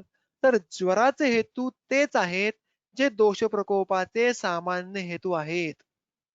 म्हणजेच ज्वराला व्याधी विशिष्ट असे वेगळे हेतू नाहीच आहेत. हे तुम्हाला कशावरनं कळतं अजून? स्पष्टपणे पुढचा संदर्भ बघता येईल आपल्याला. अष्टांग हृदयाचा पुढचा अध्याय. ज्वराची संप्राप्तीची सुरुवात कशी केली त्यांनी? स्वै प्रदूषणैः दुष्टाः मलाः. स्वैः प्रदूषणैः स्वतःच्या दोष प्रकोपक किंवा दोष प्रदूषक हेतूंनी दुष्ट झालेले दोष किंवा मल. म्हणजे परत वेगळे हेतू सांगितलेत का वावडनंतर सुद्धा? अजिबात नाही. तुम्ही संग्रह बघा, तुम्ही माधवनिदान बघा, सुश्रुत बघा, कुठेही तुम्हाला ज्वराचे वेगळे हेतू हे बघायला मिळणार नाहीत. कारण जे दोष प्रकोपाचे हेतू आहेत ते सर्वच्या सर्व पोटेन्शियली ज्वराचे हेतू आहेत. आणि म्हणूनच मी ते कॉइन केलं की what ever exist here can be a potential हेतू ऑफ ज्वर. जे जे एक्झिस्ट करताना आपल्या आसपास, आपल्या अलीकडे पलीकडे सर्व ह्याच्यापासून सगळ्या कोणापासून सुद्धाही ज्वर होऊ शकतो. आणि एवढी मोठी लिबर्टी ही अन्य कोणत्याच व्याधीला नाही. आणि म्हणूनच किंबहुना ज्वर हा व्याधीचा पर्याय नाव सांगितलेला आहे. सांगायचा मुद्दा काय? तर कोणत्याही हेतूपासून ज्वर होऊ शकतो आणि त्यामुळे जेवढं संप्राप्तीमधलं व्हेरिएशन तेवढं पॉसिबल व्हेरिएशन आपल्याला, जेवढं हेतूमधलं व्हेरिएशन तेवढं आम्हाला संप्राप्तीमध्ये फाईन पॉसिबल्स ऑफ व्हेरिएशन दिसायला बघायला मिळतात. आणि हे समजून घेताना हे बघणं महत्वाचं आहे की इथं कुठेही पित्ताचा उदो केलाय का? अजिबात नाही. स्वतःच्या प्रकोप हेतूंनी प्रकोपित होणारे दोष, संपला विषय. म्हणजे आम्हाला फक्त हेतू वाचून ह्याचा पत्ता अजिबात लागत नाही की ज्वरामध्ये संताप येतो कुठून आहे. मग त्यासाठी आपण पुढे जाऊन काय बघायचा प्रयत्न करूयात? ज्वराची संप्राप्ती. ह्याचं मी मुद्दाम इथं आंशिक विवेचन करतोय. अख्खी संप्राप्ती ही आपण पुढच्या सेशनमध्ये बघूयात, जी स्पेशली आपल्या चिकित्सा सूत्र समजताना बघायची आहे. आता मला जो संतापासंबंधी मुद्दा मांडायचा आहे त्यासाठीचं जेवढं आवश्यक आहे तेवढंच आपण चर्चा करूयात. चरक चिकित्सा 3ऱ्या अध्यायातलं 129वे सूत्र जे संप्राप्तीचं आहे, संसृष्ट सन्निपदिता पृथक वा कविता मला, त्यातलं मी इथं अर्थाची मांडणी मुद्द्याद्वारे केलेली आहे. त्या संप्राप्तीमध्ये त्यांनी काय काय सांगितलेलं आहे? प्रकुपित एक किंवा अनेक दोष हे रसाख्यम धातुम अन्वेत्य, अन्वेत्य म्हणजे टू फॉलो, रस नावाच्या धातूच्या पाठी मागे जातात. त्याचप्रमाणे काय करतात? पक्तिम स्थानात निरस्य. पक्तिम म्हणजे अग्नी. इथं या अधिकरणामध्ये जाठर अग्नी. स्थानात त्याचं स्थान काय आहे? आमाशय आहे. निरस्य त्याला आमाशयातनं बाहेर काढून, टू रिमूव्ह. पुढचं काय करतात? स्वेन तेन उष्मणाचैव कृत्वा देहोष्मणो बलम. स्वेन ह्या सूत्रामध्ये करता कोण आहे? दोष आहेत. मग स्वेन तेन उष्मणाच कृत्वा देहष्मणा हा बलम. म्हणजे काय? स्वेन उष्मणा म्हणजे दोषांचा उष्मा, तेन उष्मणा म्हणजे जाठ अग्नीचा उष्मा. कारण तेन म्हणजे काय? तर अलीकडच्या सूत्रामध्ये काय सांगितलंय? कर्म कोण आहे? पक्तिम. म्हणजेच काय? स्वतःचा उष्मा आणि जाठराग्नीचा उष्मा यांचं एकत्रीकरण होऊन देहोष्मणा बलम, देहाचा उष्मा हा बलवान होतो, देहाच्या उष्म्यामध्ये वृद्धी होते. थोडक्यात काय, जर आपण याचं कॅल्क्युलेशन मॅथमॅटिकल बघायला गेलो तर हे सगळं वर्णन मुख्यतः चक्रवाढ टीकेत तुम्हाला बघायला मिळेल. जेव्हा आपलं सेशन होईल त्यानंतर तुम्ही जरूर मुळातनं वाचा. हे त्यातनं समजून घेऊन मी मांडणी करायचा प्रयत्न करतोय. हे इथं नक्की नोंदवायला पाहिजे. काही कॅल्क्युलेशन त्यांनी काय दिलंय? दोषांचा उष्मा अधिक जाठराग्नीचा उष्मा इज इक्वल टू देहोष्मा वृद्धी इन ज्वर. आता इथं गंमत अशी आहे की दोषांच्या उष्म्यापैकी सर्वांना उष्मा आहे का हो? पुन्हा मुळातला मुद्दा की उष्मा असलेलं दोष तिघांपैकी कोण आहे? पित्तच आहे फक्त. इथं मात्र संप्राप्ती सामान्य आहे. त्यामुळे जेव्हा स्वेन उष्मणा म्हणतात तेव्हा प्रकोपित एक किंवा अनेक दोषांपैकी किती असतील? मग फक्त वात कफजरी ज्वर असेल, वातज्वर असेल, कफज्वर असेल तेव्हा सुद्धा ही संप्राप्ती अप्लाय व्हायला पाहिजे. तेव्हा पण हे लॉजिक अप्लाय व्हायला पाहिजे. मग त्याच्या वेळेस हा उष्मा आला कुठून दोषांचा? हा प्रश्न पडायला पाहिजे. आणि म्हणून ह्या कॅल्क्युलेशन समजून घेताना चक्रपाणींनी जे काही छान याचं एक एलॅबोरेशन दिलंय ते इथं मी एक्सप्लेन करतो की वातादी जे दोष आहेत हे पंचभौतिक आहेत. हे आपल्याला विसरून चालणार नाही. आणि म्हणून प्रत्येक दोषामध्ये वात, पित्त आणि कफ या तीनही दोषांमध्ये अग्निमहाभूताचा अंश हा निश्चित उपस्थित असायला पाहिजे. व्यपदेशस्तु भूयसा या न्यायाने. मात्र पित्त दोषामध्ये तो जो अग्नीचा अंश आहे हा प्राधान्याने अभिव्यक्त होतो. आणि म्हणून आपण पित्त दोषाला आग्नेय म्हणतो, अग्निमहाभूत प्रधान म्हणतो. पण याचा अर्थ वात आणि कफ दोषामध्ये अग्निमहाभूत उपस्थितच नाहीये का? असं आहे का? असं नाहीये. वात व कफामध्ये सुद्धा अग्निमहाभूत उपस्थित आहे, मात्र ते अभिव्यक्त नाहीये. ते काम करत नाही.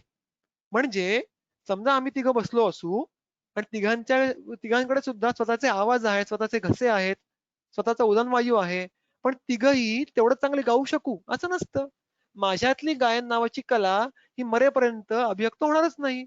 पण ह्याचा अर्थ की पोटेन्शियल नाही असं आहे का? असं अजिबात नाही. सिमिलरली वात आणि कफ हे सुद्धा पंचभौतिक असल्या कारणाने त्यांच्यामध्ये अग्निमहाभूताचा अंश असायलाच पाहिजे, पण तो कर्मांनी व्यक्त होतो का? तर तसं नाही. आणि म्हणून तो आम्हाला जाणवत नाही, आम्हाला तो दिसत नाही. आता गंमत कशी होते? मग ज्वरामध्ये घडतं काय?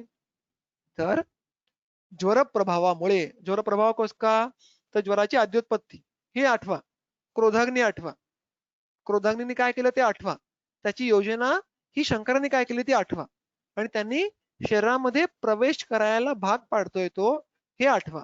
आणि ते सगळं आठवून आता तो जो सगळा जो पुरुष होता, जो बाल होता ज्वर नावाचा, तो शरीरामध्ये प्रवेश करतोय आणि जे आपल्याला केवळ दोषांच्या संप्राप्तीद्वारे लॉजिकल एक्सप्लेन करता येत नाही की वातकफातला संताप कसा वाढणार आहे, त्याच्यामध्ये सुद्धा दोषोष्मा हा व्यक्त कसा होतोय, ते उत्तर आपल्याला हे ज्वर प्रभावामुळे मिळणार आहे की ज्वराच्या ह्याच प्रभावामुळे वात किंवा कफातलं हे जे अग्नि महाभूत तत्व आहे त्या अंशाची अभिव्यक्ती ही ज्वरामध्ये होते. म्हणजेच मगाशी आपण जी बेरीज बघितली ना की दोषोष्मा, दोषांचा उष्मा आणि जाठराग्नीचा उष्मा असा तो एकत्र होऊन देहातला उष्मा वाढतो. त्याच्यामध्ये वातामध्ये जो काही थोडासा उष्मा असेल, कफामध्ये जो काही थोडासा उष्मा असेल, जो आतापर्यंत सुप्तावस्थेमध्ये होता, त्याला ट्रिगर करण्याचं काम हा ज्वराचा व्याधीचा प्रभाव करतो. अदरवाईज तुम्हाला हे वात प्रकोपाच्या हेतूंनी, कफ प्रकोपाच्या हेतूंनी एक्सप्लेन करणं इम्पॉसिबल आहे. आणि म्हणून हे अचिंत्य आहे, अनएक्सप्लेनेबल आहे आणि म्हणून हा प्रभाव आहे. आणि म्हणून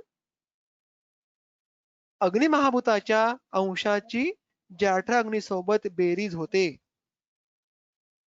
मी पुन्हा सांगतो, मगाचं जे कॅल्क्युलेशन आहे तुम्हाला फक्त मी मराठी भाषेमध्ये मांडण्याचा प्रयत्न करतोय. अग्निमहाभूताच्या अंशाची कोणाच्या दोषांच्या आश्रयाने असलेल्या जाठराग्नीच्या अग्नीसोबत बेरीज होते आणि म्हणून देहसंताप हा वाढतो. आणि हा देहसंतापाची वृद्धी ही दोषाच्या ज्वरानुसार वेगवेगळी असते. नाहीतर ज्वरसंताप हा इरेस्पेक्टिव्ह ऑफ प्रकार एकाच टेम्परेचरचा असायला पाहिजे होता. म्हणजे क्रूड लँग्वेज मध्ये कोणताही ज्वर प्रकार असला तरी टेम्परेचर हे सेम असायला पाहिजे होतं बॉडीचं. फिवर मध्ये आपण फिवर ज्याला म्हणतो आपण क्लासिकल, तसं असतं का? अजिबात नाही. मग दोषांचा उष्मा अधिक जाठराग्नीचा उष्मा हेच कॅल्क्युलेशन आपण थोडक्यात काय इथं ज्वराच्या प्रभाव समजून घेत घेत सिद्ध करायचा प्रयत्न केला. हेच मी अजून थोडस ऍट द एंड थोडं सिम्प्लिफाय करायचा प्रयत्न करतो. काय तर पित्तच्या ज्वरामध्ये काय दिसतं बघायला आम्हाला?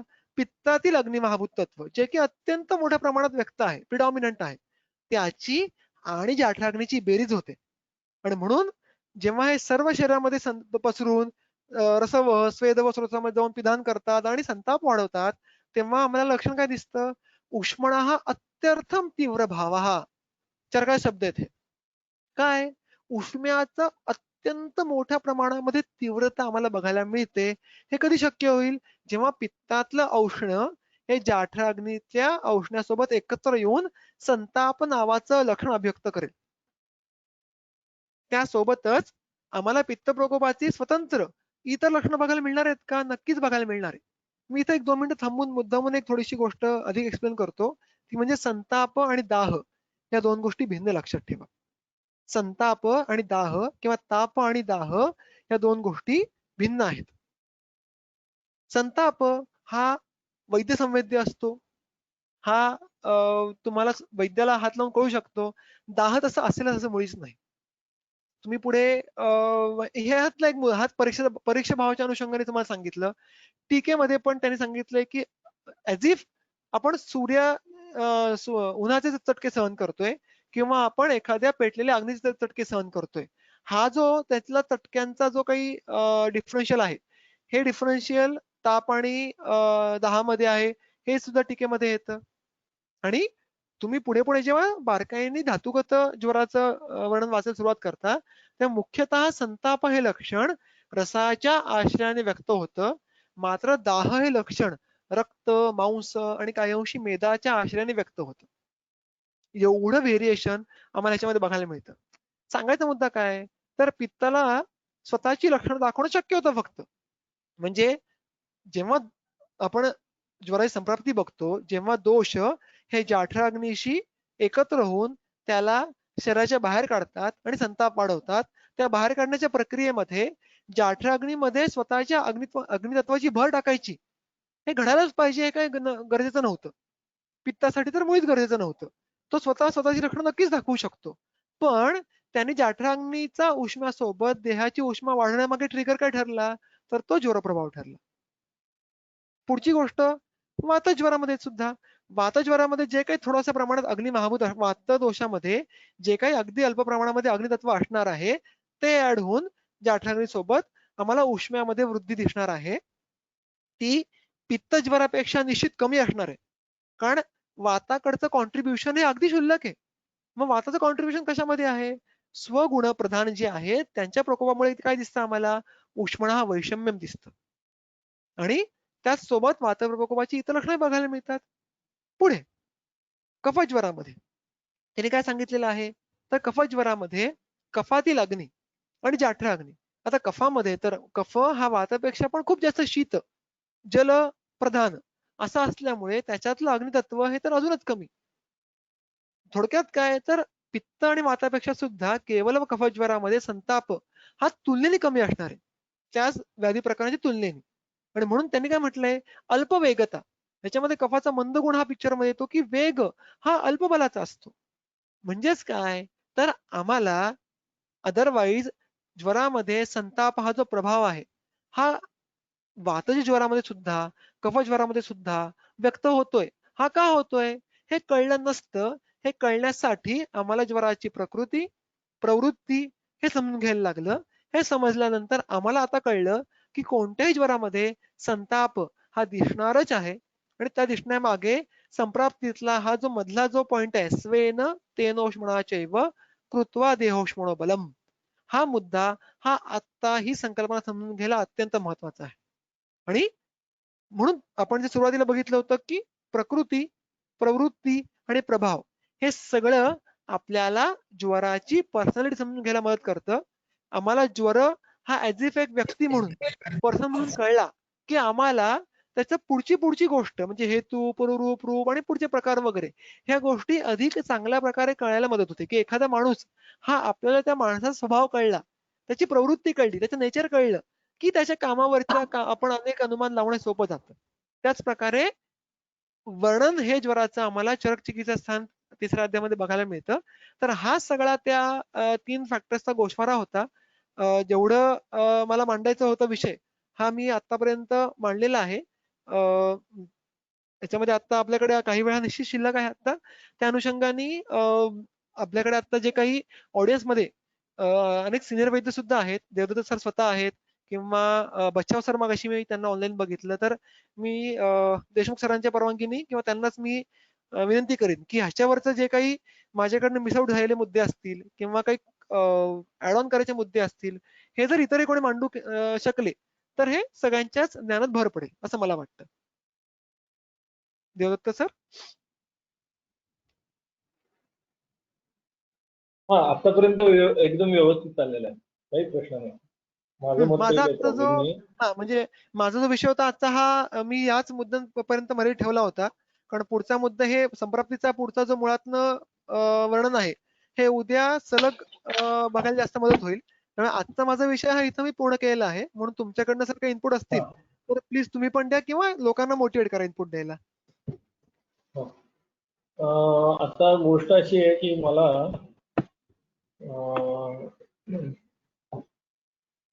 एक मिनिट थांबा सर. हो सर, हो सर. निलेश सूर्यवंशी सर आहेत, नीलम गोखले मॅडम आहेत इथे अरे वा. आता ग्रुपमध्ये. त्यांच्यापैकी जर कोणी बोलणार असेल तर त्यांनाही बोलता येईल. Yes yes. आपल्या स्क्रीनवरचं माईकचं बटन सुरू करा आणि बोला. गोखले मॅडम काही बोलणार आहात?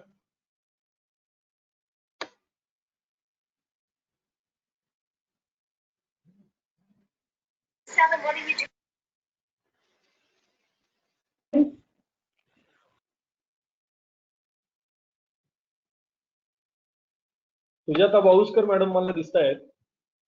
तुम्हाला काही बोलायचं मॅडम? खूप सिनियर पैकी त्या आहेत आता.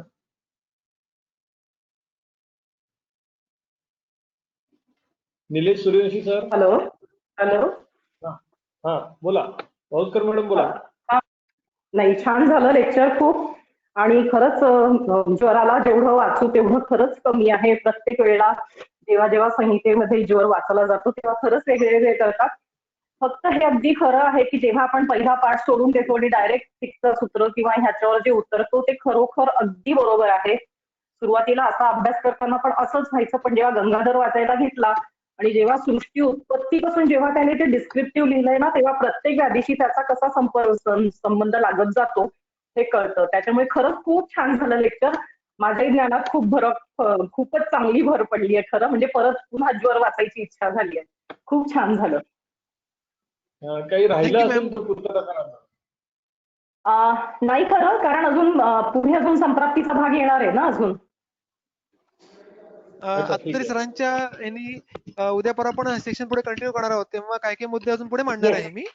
हा, नक्की नक्की. छान छान. Thank you ma'am. काही शंका आली का बघतो मी. हॅलो. हा प्रसाद. हा, तो लेक्चर खूप छान झालं, इन्फॉर्मेटिव्ह होतं. नाही सर, आपलं नाव सांगा आधी. मला नाव पूर्ण लिहिलेलं नाही आहे तर त्यामुळे मग मी प्रसाद कुलकर्णी बोलतोय, assistant professor, Nanded college, government direct college Nanded. हा, नमस्ते सर. नमस्ते. बोला सर. जन्मादो निधनेश त्वम अपचारांतेषु च. हे आपण सांगितलं, चांगलं एक्सप्लेन केलं. पण जन्माच्या वेळी येणारा ज्वर आणि निधनाच्या वेळी येणारा ज्वर या संकल्पनेविषयी म्हणजे काय आपण मत मांडलं? जन्माच्या वेळी ज्वर येतो म्हणजे काय होतं, किंवा निधनाच्या वेळी ज्वर येतो म्हणजे काय? हा, ते माझ्याकडनं बोलताना मी थोडं राहून गेलं असेल किंवा मी पुरेसे एक्सप्लेन ते केली नसेल. ह्याचा जे वर्णन स्पष्टपणे येतं ते निदान स्थानामध्ये येतं. त्याने म्हटलंय की तो ज्वर हा शारीरिक ज्वर असतो असं नसतं, महामोहरूपी ज्वर. म्हणजे आपल्या मनावर दोषांचं आवरण, म्हणजे दोषांचं म्हणजे रजतमाचं आवरण आल्यामुळे ज्ञान जे व्यक्त होत असतं ते व्यक्त होणं बंद होतं. आणि त्यामुळे क्लासिकल आपल्या जन्मा किंवा मनामध्ये फीवर दिसतो असं क्लासिकल दिसतं का? असं नाही दिसत प्रत्येक वेळेस. किंवा तापच आलेला असतो पेशंटला, सॉरी मुलाला, किंवा एक्सपायर होताना ताप आलेला असतो. तो ताप अपेक्षित नाही, तो महामोह रूपी ज्वर असा तिकडं, अज्ञान रूपी ज्वर असा तिकडं तो अपेक्षित आहे जन्मादो निधनेच्या. ठीक आहे, ओके, थँक्यू. सर. आपला माईक बंद ठेवा प्लीज.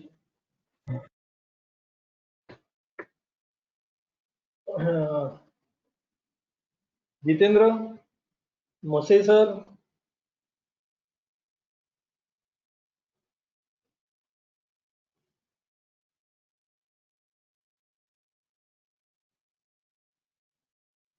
जितेंद्र तपस्वी सर, मसे सर, विक्रम मसे सर, काही बोलायचंय?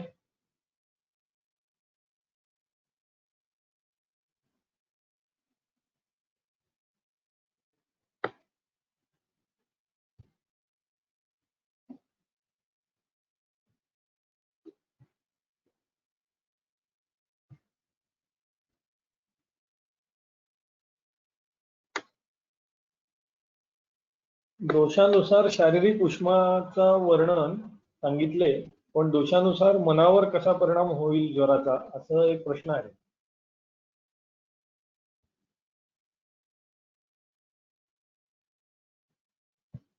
हा नाही म्हणजे प्रश्न खूप छान आहे. संप्राप्तीमध्ये उद्या थोडासा तो मी ते गोष्ट एक्सप्लेन करायचा प्रयत्न करीनच, पण एकदा परत इथे लक्षात ठेवायला पाहिजे की मनाचे दोष हे रजतम आहे. त्यामुळे इथं उन्माद अपस्माराप्रमाणे जे आपल्याला दिसतं की उन्माद अपस्मारामध्ये मी मुद्दाम उल्लेख करतोय की उन्माद अपस्मारामध्ये काय गोष्ट घडते, तिकडं पण ते शारीर मनच व्याधी आहेत आणि तिकडे सुद्धा मन हे प्रधान दृश्य म्हणजे मनाचं स्थान हृदय हे दृश्य म्हणून प्रधान सांगितलेलं आहे. पण तिकडं मनाची साक्षात दोषांची दृष्टी न होता दोष हे त्या स्रोतसामध्ये अवरोध उत्पन्न करतात आणि त्याच्यामुळे आम्हाला मनाचे कार्य ही बिघडलेली दिसतात. त्या प्रकारे संप्राप्ती घडत नाही हे लक्षात ठेवायला पाहिजे आपण. इथं मुख्यतः ज्वर प्रभावामुळे मनोदृष्टी घडतीये, त्यामुळे आम्हाला ज्या प्रकर्षाने वातज्वरामध्ये म्हणजे पित्तज्वरामध्ये पित्तज्वरामध्ये क्रोध खूप दिसतो किंवा कफज्वरामध्ये तो एकटा कफज्वरामध्ये एकटा बसतो किंवा डल असतो, एवढ्या प्रकारच्या गोष्टी ज्वरात बघायला मिळत नाही, कारण ज्वराची जी मानस लक्षणं आहेत ही दोष ड्रिवन नाही, ही प्रभाव ड्रिवन आहेत.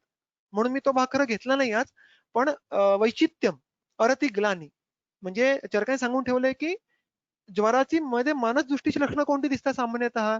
वैचित्य अरति ग्लानी म्हणजे ही सुद्धा ज्वराची सामान्य मानस लक्षणं आहेत.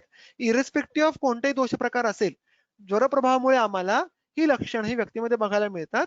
आणि त्याच लॉजिक त्यांनी पुढे इंद्रियांबद्दल पण सांगितलेलं आहे की इंद्रियांना स्वतःची कर्म न करायला म्हणजे नैपुण्याने ती स्वतःची कर्म न करता येणं हे इंद्रिय दृष्टीचे लक्षण आहेत. त्यामुळे ह्याच्यामध्ये दोषांचा रोल दुय्यम आहे, ज्वर प्रभावाचा रोल हा प्रधान आहे.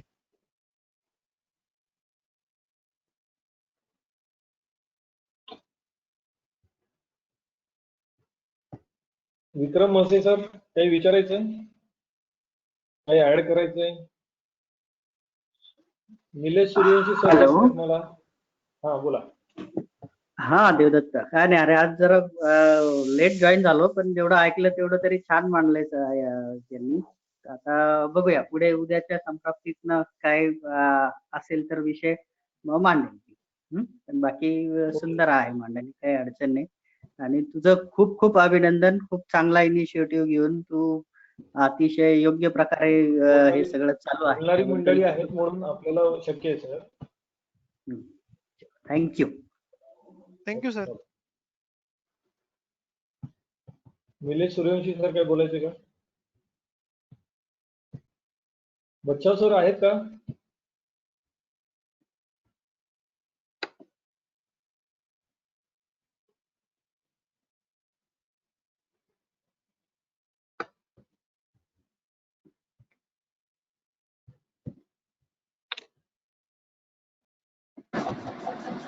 हॅलो. अंग गरम वाटणे हे ज्वरात येते का असं? हा, नीलम गोखले मॅडम बोला. हॅलो. हा बोला. हा प्रयाग, उत्तम मांडणी केलीस, खूप दिवसांनी ऐकलं तुला, अभिनंदन. थँक्यू ताई. थँक्यू ताई. मला एक फक्त अजून एक तू ऍड कर असं वाटतंय उद्याच्या सेशन मध्ये, की देहोष्मा म्हणून जो जाठराग्नी असतो आणि दोषांचा उष्मा, तर यात काय डिफरन्शिएट कसं करायचं हे एक ऍड करता येईल का? चालेल, मी थोडासा ती कन्सेप्ट उद्या म्हणजे तुम्ही सांगितलं ते सेशन खूप चांगलं झालं. मी ते उद्या नक्की थोडासा संकल्प. हॅलो. बोला बोला. हा, निश्चित ती गोष्ट उद्या थोडंसं एलॅबोरेट करीन संप्राप्ती मांडण्याच्या आधी, की मुख्यतः जे अष्टांगहृदय शारीरश्रम तिसऱ्या अध्यायामध्ये आहे की अग्नी उष्मा आहे तर खूप छान त्यांनी तिकडे दिलंय संकल्पना. तर मी नक्कीच त्याला थोडस मी स्पर्श करायचा प्रयत्न करेन. मी ऍड करतो नक्की ते उद्या. हो नक्की. Yes yes. बाकी एक मस्त. प्रश्न आहे, दाह आणि संताप यामधील फरक जरा स्पष्ट कराल का? तर मला असं वाटतं हे लक्षणांच्या वेळेला आपण करूया नाही का? हरकत नाही, मी उद्या पण वाटल्यास ससंदर्भ स्लाइड तयार करतो छान. म्हणजे आज बोलताना विषय आला म्हणजे लोकांना ते डोळ्यासमोर असेल तर बरं पडेल आणि लक्षणांच्या वेळेस ती गोष्ट अधिक अपील होईल ती. त्यामुळे उद्या आपण नक्की गोष्ट बघू. म्हणजे माझं म्हणणं असं आहे की आतापर्यंत जे काही आज तू बोललेला आहेस त्याच्यावरचे प्रश्न घ्यावेत आणि त्याच्या वेळेचे प्रश्न त्या वेळी घ्यावेत म्हणजे मग ते जास्त संयुक्तिक होईल. करेक्ट. आंतरवेगी ज्वरामध्ये या ज्वराग्नी काय जाठराग्नी उष्मा अधिक दोष उष्माचा विचार कसा करावा हा प्रश्न उद्या तुम्ही घेणार आहात. सतत अंग गरम वाटणे ही ज्वरात येते का असा एक प्रश्न आहे. चांगला प्रश्न आहे, तो पण उद्या नक्की कव्हर करेन. व्यवच्छेदक निदानाचा आहे त्यामुळे तो वेगळा करूया आपण. सर, बलरक्षण करून लंघन योजना कशी करावी ते चिकित्सेमध्ये जाणार आहे त्यामुळे तो प्रश्न त्यावेळेला आपण घेणं जास्त संयुक्तिक करेल. बरोबर. In yakshma according to the story in that purusha who has a history of chaturvidha hetu seven yakshma this bhuta vishesha enter into the body and cause yakshma vyadhi. So does this mean if Yakshma, this Bhuta Vishesha, don't enter, then Vyadhi will not occur even in the presence of that Chaturvidha Hetu? Yes, that's what the point is. कारण ते चार हेतू बघा कोणते ते अयथावलम आरंभम, वेगावरोध, विषमाशन. हे हेतू कोणत्याही म्हणजे दोषप्रकोपामुळे कुठेही जाऊ शकतात. विषमाशनामुळे अजीर्ण होऊ शकतं, ग्रहणी होऊ शकते, वेगधानामुळे तर उदावर्ताचे अनेक प्रकार सांगून ठेवलेत. यक्ष्माच का व्हायला पाहिजे? आणि लक्षात घ्या की हे जे 4 प्रकार आहेत यक्ष्माचे या प्रत्येक प्रकारामध्ये त्रिदोष प्रकोप सांगितलेला आहे. जर आपण छान वाचलात तर. आता एका हेतूमुळे त्रिदोष प्रकोप व्हायला त्या हेतूंमध्ये मध्ये प्रभावाची जी काही इम्पॅक्ट आहे यक्ष्माचा तो लागतो. अदरवाईज फक्त उदावर्त व्हायला काही हरकत नव्हती किंवा फक्त धातुक्षय व्हायला व्यवहारामुळे हरकत नव्हती. त्यामुळे यक्ष्मा व्हायचा असेल ग्रंथोक्त यक्ष्मा तर आपल्याला तिकडे यक्ष्माचा प्रवेश होणं हे अत्यंत आवश्यक आहे. नाहीतर वेगळे व्याधी कोणते तरी होईल किंवा नुसतं धातुक्षय किंवा या प्रकारचे व्याधी सुद्धा होऊ शकते.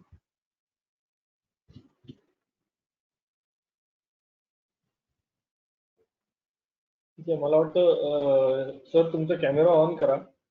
ओके.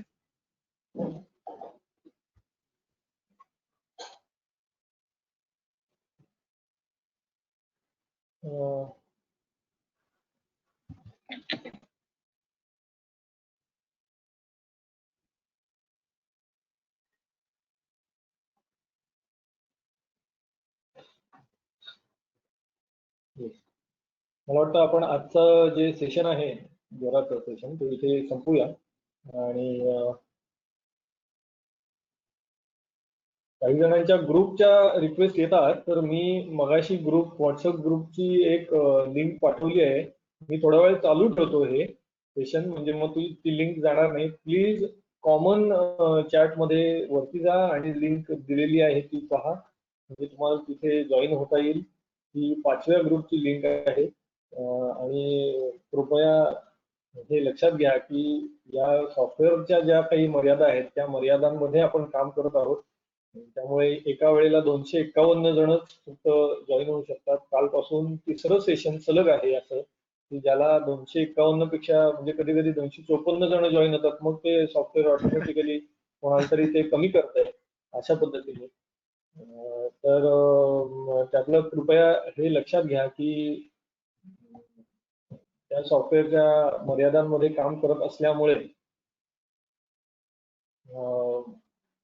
251 पेक्षा जास्त लोकांना जॉईन करता येणार नाही.